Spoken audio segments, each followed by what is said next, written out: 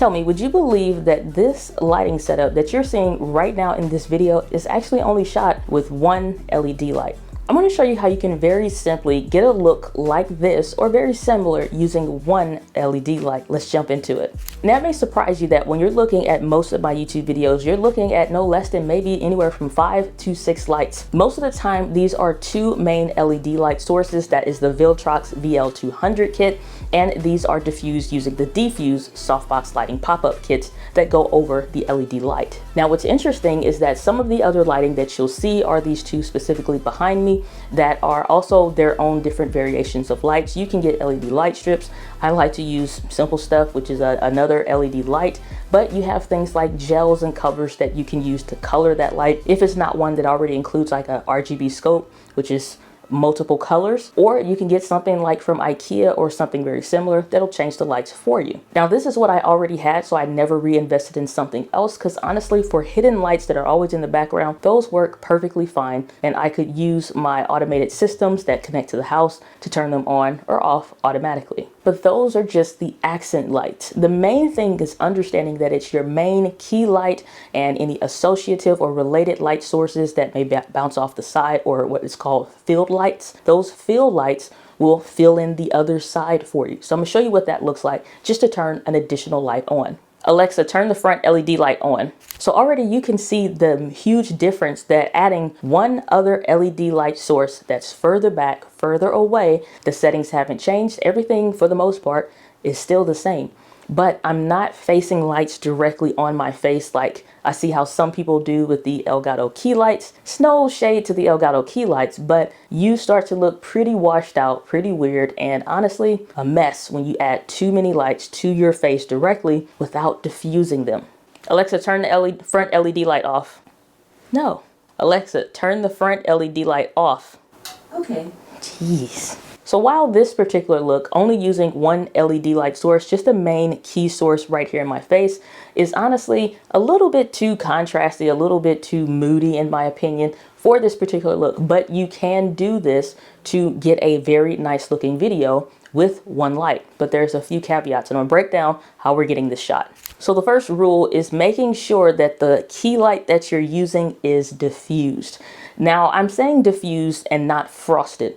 Most LED light panels, they're kind of using a play on words in the sense that they'll say that they're diffused. They're not. They're frosted. So that panel, it has some kind of a covering over it that isn't clear, and so it looks frosted, but it's not diffusion. And honestly, that's not good enough when you're lighting yourself. That's why you'll see people with what I call hot spots on their skin, which is about here, here, and here on the face, are very, very bright.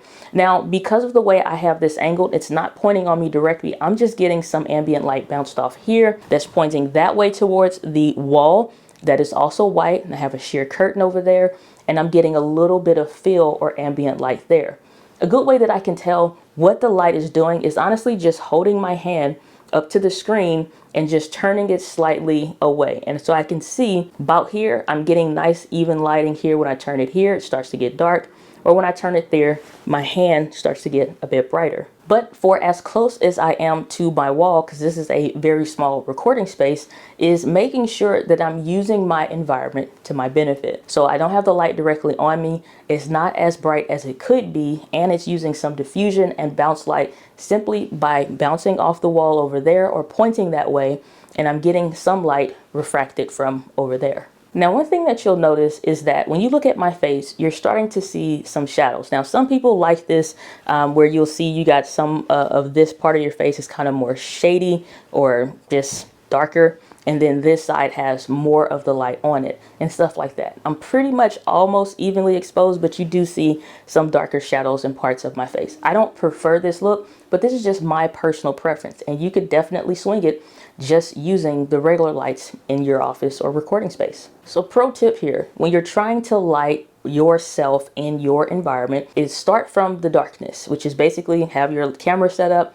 adjusting settings a little bit so it looks pretty much okay, but sit where you're gonna sit and see when you turn on your first LED light, what does it look like and how does it impact the way your video looks. Now, if you want more light, you can position it more towards yourself. If you kind of want a glow of the light, you can kind of push it back so that light is more diffused or softer. And I'll show you what the difference in switching a light that's closer to me to one that's further away. So this is what still one LED light but further away looks like with me sitting in the same spot. So now I can see what is the light doing. That's an important question that you want to ask yourself when you're setting up lighting for your environment. The settings haven't changed or anything in the camera. So now you can see why the other LED light that's further across the room is acting as what's called a fill light. It's just really to fill in some of the additional spots that are on the left side of me that would be a bit darker when I turn on the other LED light. So now, without changing any of my camera settings, this is what it would look like with my side LED light on. That would be essentially what's called my key light or my primary light, if that's easier for you to remember. My settings are at 1/50th for the shutter speed. I'm shooting in 4K, 24 frames per second. I'm using f1.4 for the aperture, and the ISO is set at 160. Now, I'm one stop overexposed, or you see that +10 on the exposure value meter on the camera. But to adjust that so I'm back in my 0.3 or +0.7 exposure range, I just bring the ISO down a little bit. So now I'm at ISO 125 or 125, and this brings things down brightness wise a little bit closer to what I honestly would prefer if I was using these two LED lights. Now, I know it's good to work with what you have, but sometimes it is to invest if it's going to make things more efficient and simpler for you. I never have to move these lights. They work for multiple setups and multiple spaces that I want to sit in the room without me having to change the brightness or the setting. So one further away, either it's acting as a key light or fill light, or one closer or further away if it's acting as a side light or the primary light. So I'd like to maximize the space as much as possible without stressing out about what to change now or where now should I put the lights. If you're recording in the same space all the time, make sure that you're optimizing your recording space to work best for you, even if that means investing in maybe more lights. So now I'm going to switch to what I usually would shoot in this particular space, and we're going to turn all the other lights on. So this is what I usually would use when I'm recording in this space, because I like to tend to have a brighter image. I played around with darker themes, but I honestly just don't prefer it. I like to have it be bright and be clear, which is honestly just more of my personal vibe, but you can choose to use whatever you want. So the lights that I'm using now include my side LED light that's acting as the key light. The light that's further away, that when I'm live streaming, it becomes the key light, but right now it's just a fill light. I actually am using my ceiling light as well, but I didn't leave the original bulb in. I went and bought a bulb that is a daylight temperature light bulb, and it matches the same kelvins or the brightness level as my LED light panels. So a recent addition that I added to my lighting setup is a small LED light kit. This is that same small rig LED light that you saw us talk about when we covered some of the accessories for the Sony ZV-E10.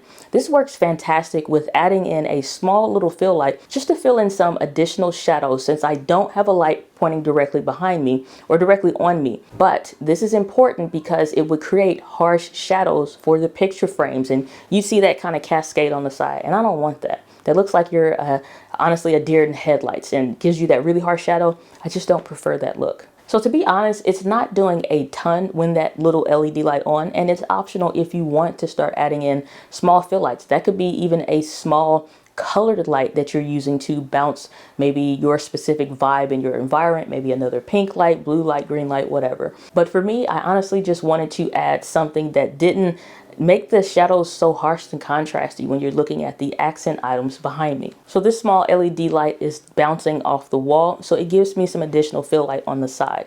Do you need these many lights? No. But over time, you'll find out that for yourself, you'll prefer a specific look for the way that you look in your environment. And so for me, I just prefer to be very well lit instead of a dark theme or just a solo light. I've tried all of these different variations, but you can pull it off with just one LED light.